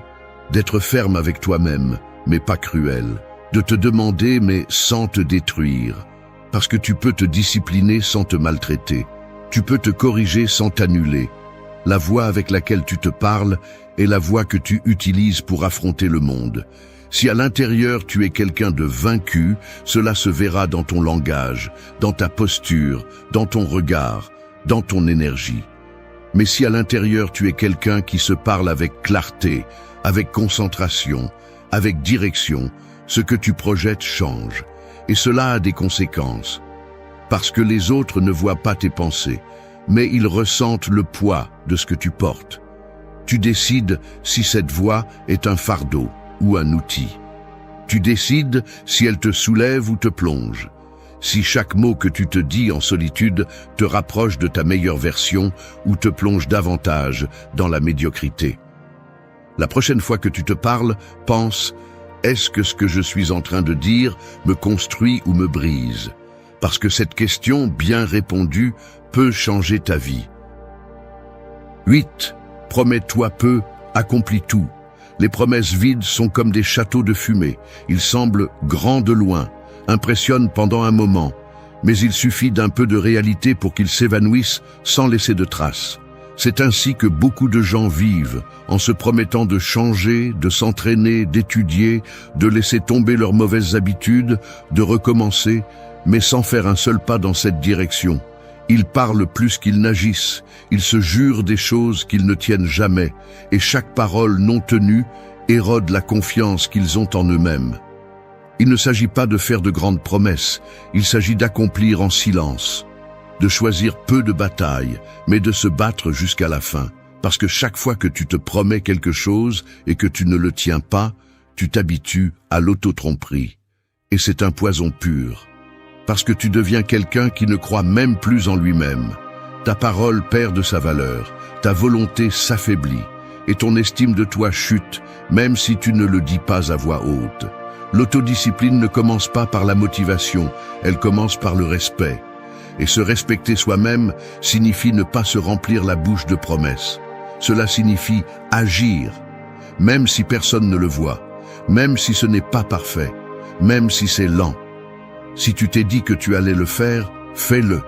Si c'est difficile, fais-le quand même, parce que cela construit, cela renforce, cela fait de toi une personne de confiance, d'abord pour toi-même, puis pour les autres. Les stoïciens ne parlaient pas de grands objectifs futurs, ils parlaient d'actions quotidiennes. Ils ne disaient pas « demain je changerai », ils disaient « aujourd'hui je ferai ce qui est nécessaire », parce qu'ils savaient que les paroles sans action sont de l'air, mais les actes, même petits, sont de la pierre solide. Tu n'as pas besoin de te promettre tout, tu as juste besoin de tenir ce qui compte vraiment. Alors, arrête de parler autant. Arrête de faire des listes interminables que tu ne vas pas suivre. Arrête d'attendre le moment idéal. Promets-toi moins.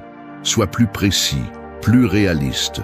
Mais accomplis tout, parce que c'est du caractère, c'est du pouvoir. Et c'est ce qui sépare ceux qui transforment leur vie de ceux qui ne font que fantasmer à ce sujet. Promets-toi peu, accomplis tout, et tu verras comment, sans dire un mot, ta vie commence à parler pour toi. Imagine que tu te réveilles au milieu d'une maison en flammes. Tu ne sais pas comment le feu a commencé, mais la fumée t'étouffe déjà. Les murs craquent, la chaleur te serre la poitrine. Tu as deux options. Rester immobile en attendant que quelqu'un vienne te sauver, ou te lever, marcher à travers les flammes et ouvrir la porte de tes propres mains.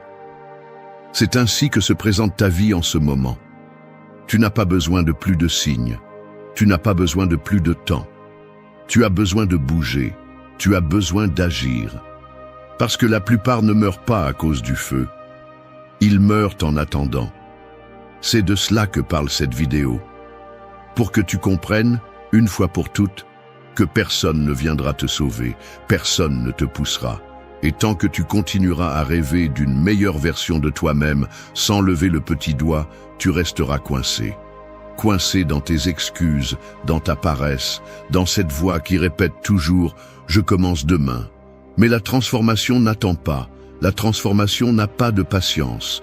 Changer vraiment fait mal. Cela nécessite de la discipline, du courage et surtout du silence. Parce qu'il ne s'agit pas de parler, il s'agit d'agir. C'est un manuel pour brûler tout ce qui est faux en toi et te reconstruire de l'intérieur. Ici, il n'y a pas de belles phrases. Il y a la réalité. Il y a la philosophie stoïcienne. Il y a la psychologie. Et il y a la discipline. Tu vas entendre des choses qui te dérangent, mais tu vas aussi trouver des outils qui fonctionnent. 8 leçons. 8 actes de guerre intérieure. 8 façons de prendre le contrôle de la seule chose que tu peux vraiment contrôler, toi-même. Mais que cela soit clair, cela ne sert à rien si tu ne fais que regarder. Cela sert si tu le pratiques. Cela sert si tu as les couilles ou la volonté de faire ce qu'il faut faire. Non pas pour être parfait, mais pour cesser de vivre à moitié, prêt à sortir du feu. Alors commençons. 1. Arrête de dormir comme si tu étais immortel. Il y a des gens qui marchent dans la vie comme s'ils avaient un contrat signé avec l'éternité, comme si quelqu'un là-haut leur avait garanti qu'ils vivraient 100 ans. Ils se réveillent tard, sans hâte, sans intention, et gaspillent le temps comme s'ils en avaient à revendre. Ils sont comme des soldats endormis au milieu du champ de bataille, attendant que l'ennemi ait la courtoisie de ne pas attaquer. Mais la vie n'attend pas. La vie n'est pas gentille. La vie ne te demande pas si tu es prêt. Elle avance simplement. Et toi, si tu ne te réveilles pas, si tu ne t'actives pas, tu restes en arrière. Pire encore, tu t'éteins en vie, sans que personne n'ait à te tuer. Dormir comme si tu étais immortel est une forme passive de suicide. C'est permettre au jour de t'échapper comme de l'eau entre les doigts, tout en te convainquant que demain sera différent. Mais ce ne sera pas le cas, parce que demain ne te transforme pas, ce que tu fais aujourd'hui te transforme. Et il ne s'agit pas seulement du sommeil littéral, bien que ce soit aussi le cas, parce que si tu te réveilles à 10 heures, à 11 heures, sans but ni ordre, tu perds déjà la première bataille de la journée. Mais il y a aussi un type de sommeil plus profond et plus dangereux, le sommeil mental. Celui où ton esprit est éteint, déconnecté, anesthésié par la routine, par le téléphone portable, par la nourriture, par les excuses. Ce sommeil est celui qui a volé le plus de vie. Les stoïciens disaient que nous devions vivre comme si la mort marchait à nos côtés, parce qu'elle marche. Et non pas pour te faire peur, mais pour te rappeler que tu es vivant. Tu veux une vie pleine de sens? Alors tu ne peux pas vivre comme si tu avais tout le temps du monde, parce que tu ne l'as pas. Chaque minute qui passe est une minute de moins, et si tu ne fais rien avec elle, elle devient vide, en culpabilité, en regret. Se réveiller tôt n'est pas seulement une belle habitude pour se sentir productif, c'est un acte de rébellion contre la médiocrité. C'est dire au monde que tu es ici pour faire quelque chose de ta vie. Et au-delà de l'horloge, c'est se réveiller avec intention, avec présence. C'est ouvrir les yeux et se demander « Qu'est-ce que je vais construire aujourd'hui ?» Parce que si tu n'as pas de réponse, si ta première pensée au réveil est automatique, paresseuse ou négative, tu as déjà mal commencé. Il faut briser le cycle, et pour cela tu as besoin de structure, de routine, de discipline. Il ne s'agit pas d'être parfait, il s'agit d'arrêter de vivre comme si tu étais éternel. Lève-toi quand tu as dit que tu le ferais. Ne cherche pas la motivation, cherche le respect.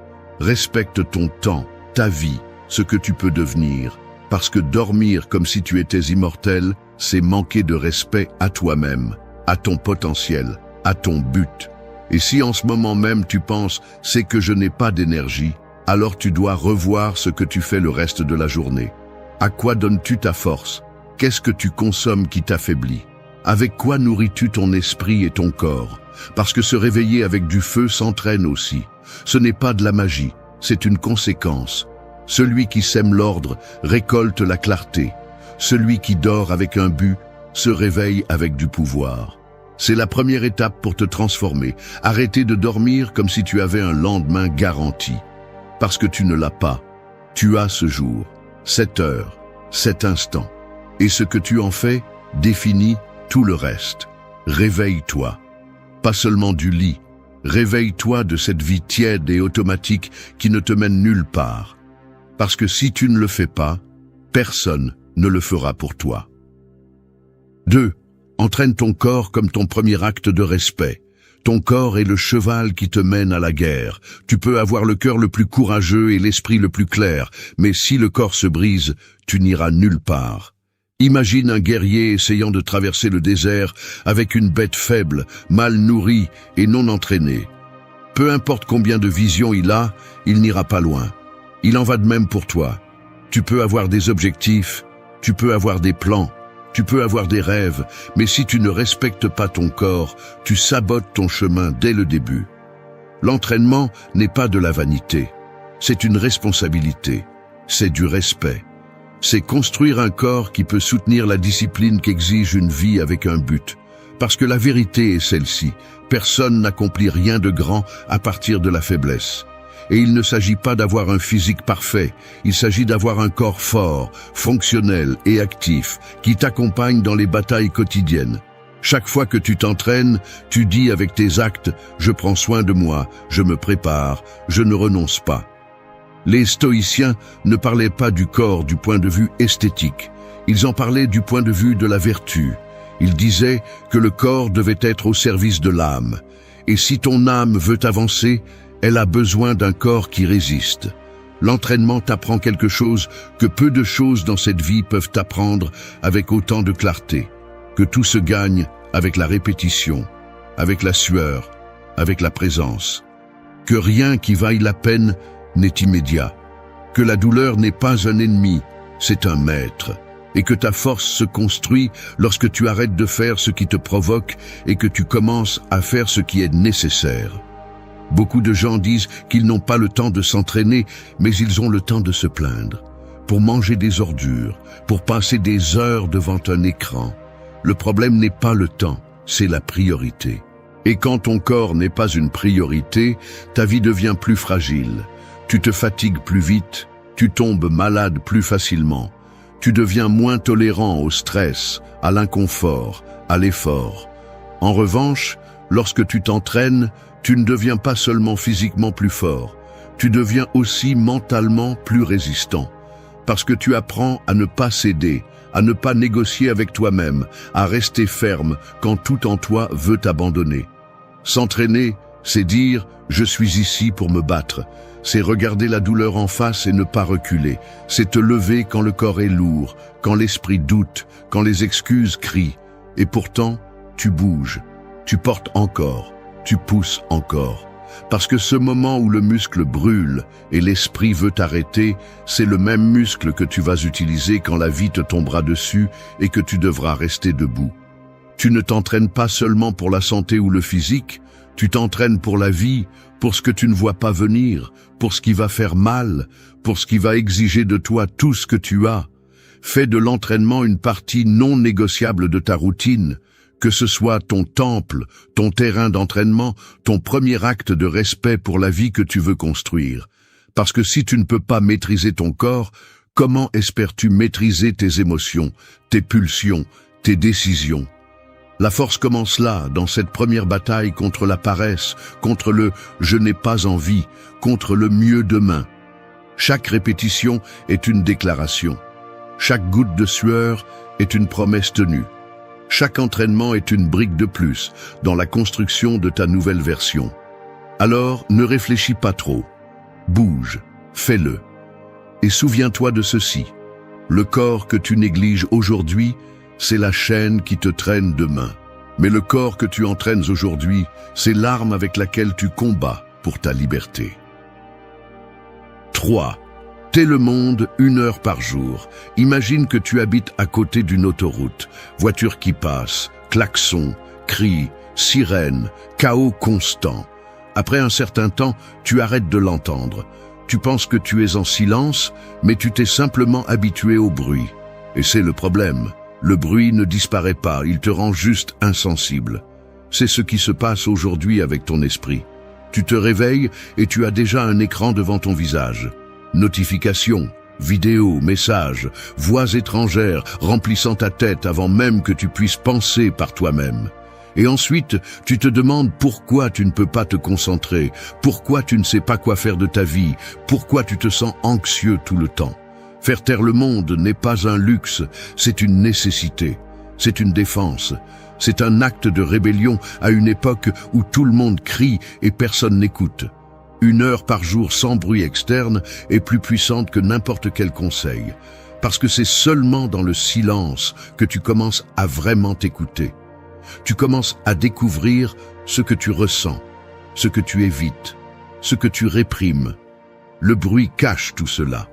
Il le couvre, il l'endort, et tu continues à réagir, à commettre les mêmes erreurs, à répéter les mêmes schémas, sans te rendre compte que tu ne t'arrêtes jamais.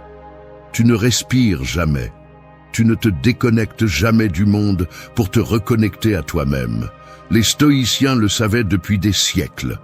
Le silence faisait partie de leur discipline. Marc Aurèle écrivait ses pensées avant l'aube, seul, au calme. Sénèque recommandait des espaces de solitude pour penser clairement. Épictète enseignait que sans contrôle de l'esprit, il n'y a pas de liberté. Et tu ne peux rien contrôler si tu es constamment exposé au bruit de tous les autres.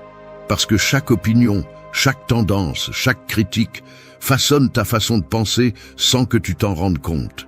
Et tu finis par vivre une vie qui n'est pas la tienne. Penser des idées qui ne sont pas nées en toi. Réagir comme une marionnette aux stimuli d'un monde qui veut seulement ton attention, pas ton bien-être. 1 heure de silence par jour peut sembler peu, mais c'est une pratique extrêmement puissante. Il ne s'agit pas seulement d'éteindre le portable, c'est éteindre le monde, c'est t'asseoir avec toi-même, sans musique, sans écran, sans distraction. Et oui, au début ça dérange, parce que dans le silence, apparaissent les voix intérieures, apparaissent les vérités que tu évites, mais la clarté apparaît aussi. La direction, la force, c'est dans cet espace que tu peux penser avant d'agir, ressentir avant d'exploser, décider avant de réagir. Le silence n'est pas vide, le silence est un outil de pouvoir. Pendant cette heure, tu peux écrire, tu peux méditer, tu peux simplement être. Ne cherche pas à faire beaucoup, cherche simplement à être.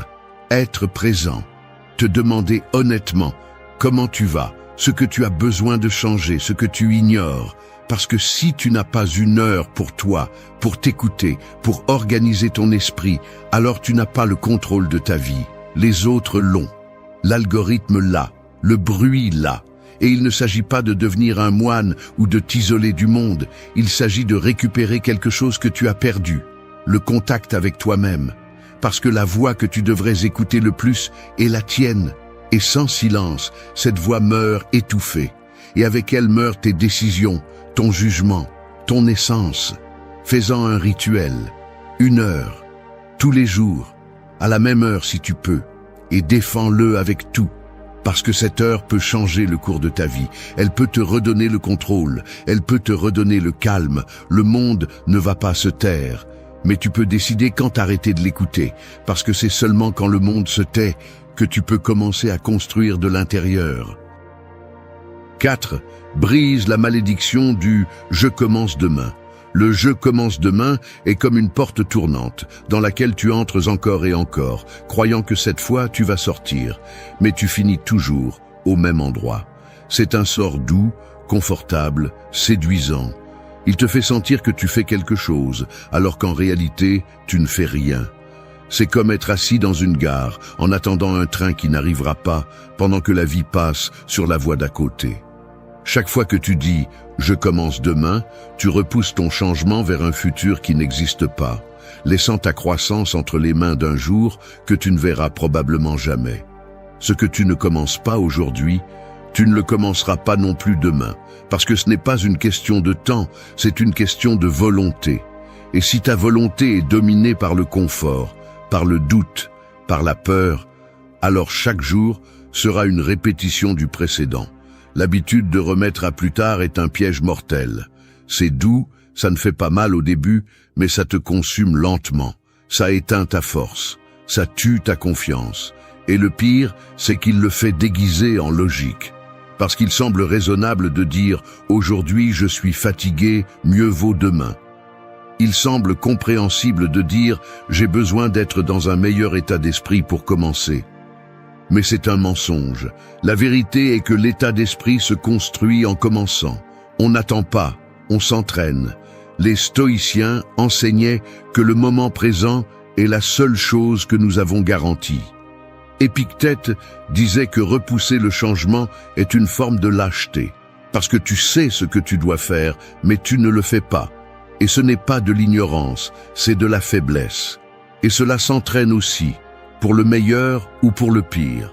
Chaque fois que tu choisis de ne pas agir, tu renforces cette faiblesse, tu lui donnes du pouvoir, tu la rends plus grande, jusqu'à ce qu'elle devienne une partie de ton identité, jusqu'à ce que tu cesses de croire que tu peux changer. Briser la malédiction du « je commence demain » ne consiste pas à faire de grands changements d'un coup. Il s'agit de bouger, de faire un pas, un seul, aujourd'hui, même s'il n'est pas parfait. Même si tu n'en as pas envie, même si tu n'es pas prêt, parce que tu ne seras jamais complètement prêt. Personne ne l'est. Mais tu peux être disposé, prêt à échouer, à avancer lentement, à continuer même quand tu ne vois pas de résultats immédiats. Parce que c'est ce qui fait la différence entre quelqu'un qui transforme sa vie et quelqu'un qui ne fait que rêver de la transformer. Je ne te parle pas de motivation, je te parle de décision. De regarder ton reflet et de te dire avec force « c'est fini, fini l'auto-tromperie, fini les excuses, fini le cycle. Aujourd'hui je commence, aujourd'hui j'avance, aujourd'hui je me tiens avec discipline même si le corps crie le contraire. Et cette décision, répétée jour après jour, est celle qui brise la malédiction. Crée un petit engagement, un que tu peux tenir tous les jours, quelque chose de si simple que tu n'as pas d'excuses. Et fais-le sacré, intouchable. Ça peut être de s'entraîner 10 minutes, d'écrire une page, de te lever à l'heure que tu as dite. Peu importe la taille, ce qui compte, c'est la constance. Parce que chaque acte accompli te rend de la force, te rend du respect, te montre que tu peux avoir confiance en toi.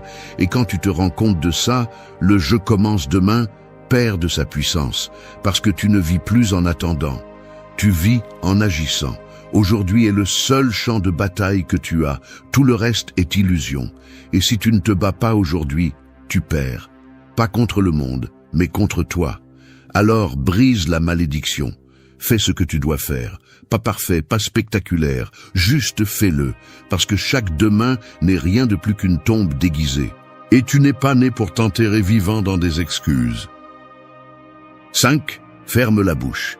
Imagine un combattant qui lance des coups dans l'air, sans stratégie, sans contrôle, juste pour bouger. Il se fatigue rapidement, perd en précision et finit par être assommé par son propre élan. C'est ainsi que beaucoup de gens vivent, en parlant sans mesure, en donnant leur avis sur tout, en se justifiant pour tout, en se plaignant de tout, comme si les mots étaient des actions, comme si parler suffisait à changer les choses. Mais ce n'est pas le cas.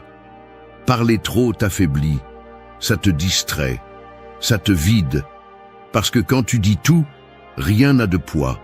Et quand tu utilises la bouche pour tout, c'est parce que tu n'utilises pas le corps pour rien. Les stoïciens étaient brutaux avec ça.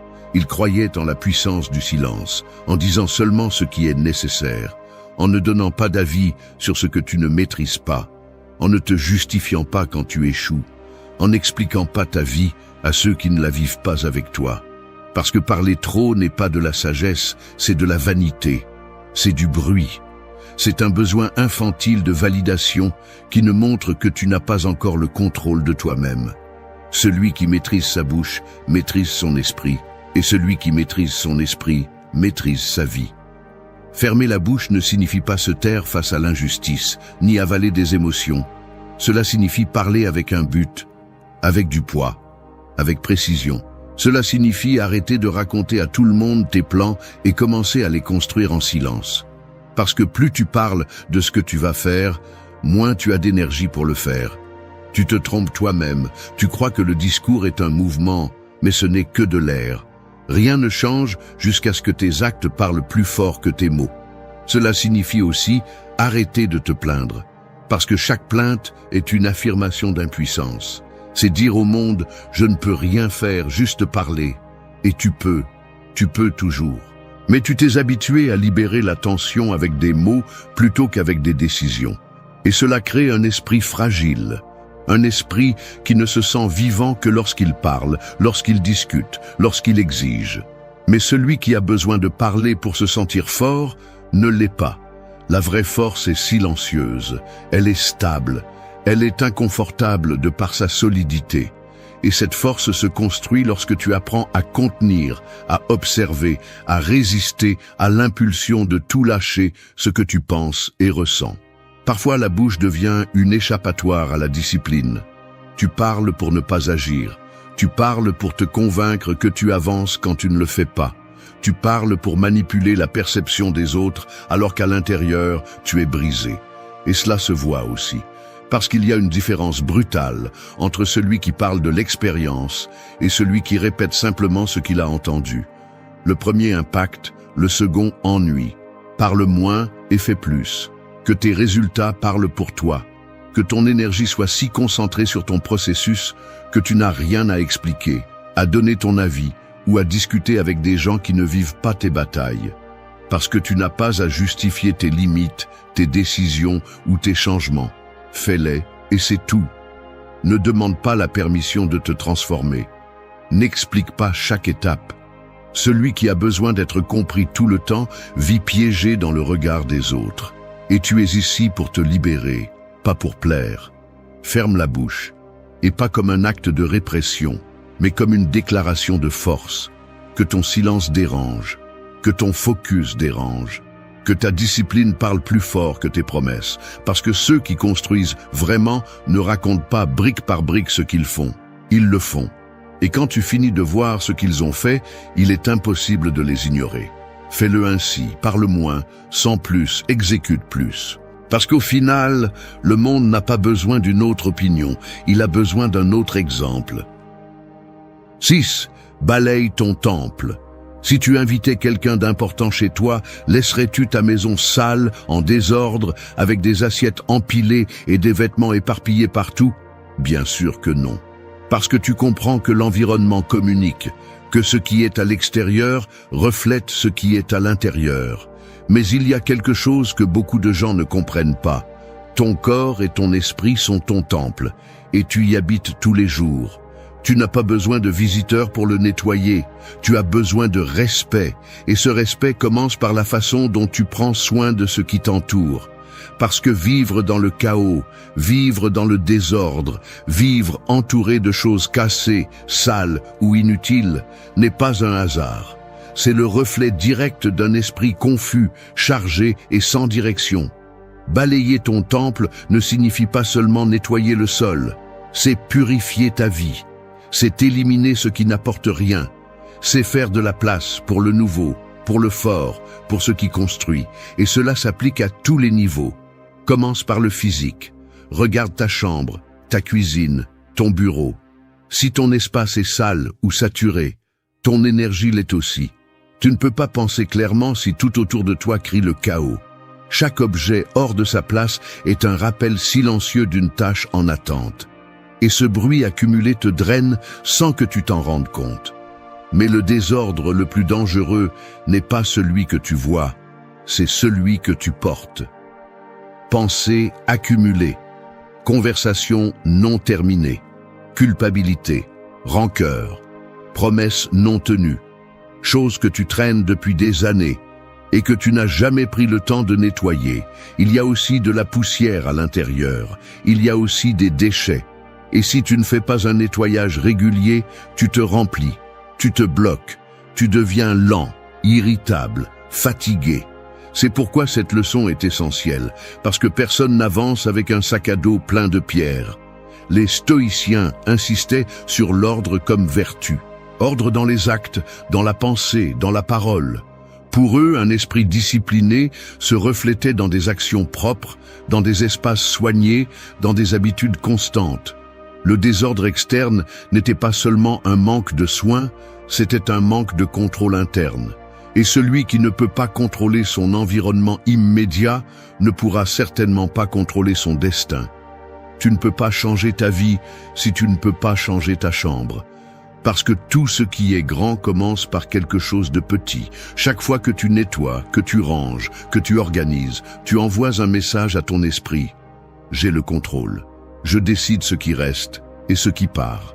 Et cela, même si cela semble simple, est profondément puissant. Parce que tu entraînes ta perception, ton intention et ta volonté. Tu fais de la place. Et dans cet espace, naît la clarté. Balayer ton temple signifie aussi éliminer les relations toxiques, rompre avec les habitudes qui t'éteignent, arrêter de suivre du contenu poubelle qui t'étourdit, écarter tout ce qui te fait perdre ton focus. Ce n'est pas seulement un nettoyage matériel, c'est une purification mentale, émotionnelle et énergétique. C'est une façon de dire au monde « Je suis prêt pour quelque chose de mieux », parce que personne ne reçoit d'abondance lorsqu'il vit entouré de misère. Personne ne reçoit de clarté lorsqu'il vit dans le chaos. Et personne ne se trouve lui-même au milieu d'un environnement qui le déconnecte. Fais-le avec intention. N'attends pas d'en avoir envie. Ne dis pas que c'est peu de choses. C'est fondamental. Commence aujourd'hui. Balaye ton temple comme celui qui prépare le terrain pour la bataille. Nettoie comme celui qui honore l'endroit où son âme habite. Parce que ton environnement te façonne, te conditionne, te programme. Et si tu ne le contrôles pas, la paresse, la négligence ou la résignation le feront. Transformer ta vie commence par transformer ton espace. Et ton espace se transforme lorsque tu cesses de le traiter comme une décharge et que tu commences à le traiter comme ce qu'il est, le terrain où se construit ta nouvelle version. Alors, n'y pense plus, nettoie, balaye, range et observe comment ton esprit change lorsque tu décides enfin de cesser de vivre au milieu de la poussière et des excuses. 7. Examine ta journée comme un moine stoïcien. Pense à un guerrier qui revient du champ de bataille à la fin de la journée. Son armure est marquée, son corps est fatigué, son esprit agité. Mais avant de dormir, il s'assoit près du feu, nettoie son épée, répare son équipement, revoit chaque mouvement, chaque erreur, chaque décision. Non par culpabilité, mais par amélioration. car il sait que s'il n'apprend pas de la bataille d'aujourd'hui, il est condamné à la répéter demain. Tu devrais ainsi revoir chacun de tes jours, non pas en te lamentant, mais en t'affinant, comme un moine stoïcien qui comprend que la véritable transformation ne se produit pas seulement dans ce que tu fais, mais dans la façon dont tu l'interprètes, comment tu le traites, ce que tu en apprends. Beaucoup vivent en traînant leur journée comme si elle n'avait pas de poids. Ils s'endorment fatigués, irrités, confus, et se réveillent le lendemain avec le même fardeau, répétant tout en pilote automatique. Ils ne s'arrêtent jamais pour réfléchir à pourquoi ils ont fait ce qu'ils ont fait, où ils ont échoué, ce qu'ils auraient pu faire mieux. Ils vivent par inertie. Mais tu n'es pas ici pour ça. Tu es ici pour prendre le contrôle, et ce contrôle commence par regarder ta journée avec une brutalité honnête. Non pas pour te juger, mais pour te connaître. Car tu ne peux pas changer ce que tu ne comprends pas. Et tu ne peux pas grandir si tu n'observes pas. Les stoïciens, en particulier Sénèque et Marc Aurèle, pratiquaient ce rituel.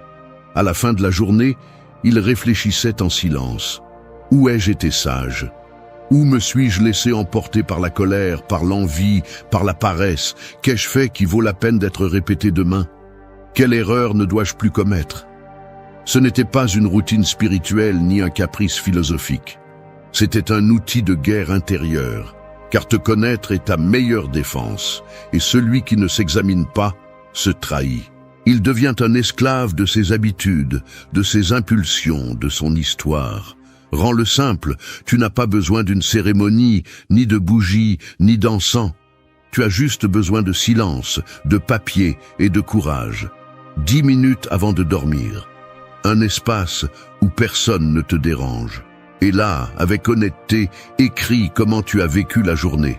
Sans fioriture, sans excuses. Ce que tu as bien fait, ce que tu as mal fait, ce que tu t'es proposé et que tu n'as pas accompli. Quelles émotions t'ont dominé, quelles pensées tu n'as pas su contrôler. Car tout cela est une information précieuse. Non pas pour te punir, mais pour te préparer. Demain, tu vas te battre à nouveau. Et si tu n'es pas plus affûté, la journée te dévorera comme aujourd'hui. Cette habitude te renforce, elle te rend plus conscient. Elle entraîne ton esprit à vivre avec intention. Tu ne réagis plus par habitude, tu agis avec discernement. Tu prends des décisions plus alignées, tu gagnes en clarté, tu deviens plus précis, plus ferme, plus toi. Car en examinant ta journée, tu retires le masque, tu te confrontes à toi-même. Et c'est là que commence le véritable changement. Non pas dans la motivation du moment, mais dans la constance à revoir ta propre histoire avec les yeux grands ouverts. Ce n'est pas facile, car il y a des jours où tu ne voudras pas regarder. Car tu sais que tu as échoué, que tu as reculé, que tu as trop parlé, mal mangé, que tu n'as pas fait ce que tu as dit. Mais c'est justement là que tu as le plus besoin de le faire. Car c'est là que tu apprends à ne pas abandonner, à ne pas répéter, à ne pas te tromper. La conscience fait mal, oui, mais il fait plus mal de continuer à tomber dans la même chose sans comprendre pourquoi. Fais de cet exercice une partie sacrée de ta journée. Examine ta vie comme le ferait un moine stoïcien, avec humilité, avec courage, avec vérité. Car si tu n'es pas capable d'observer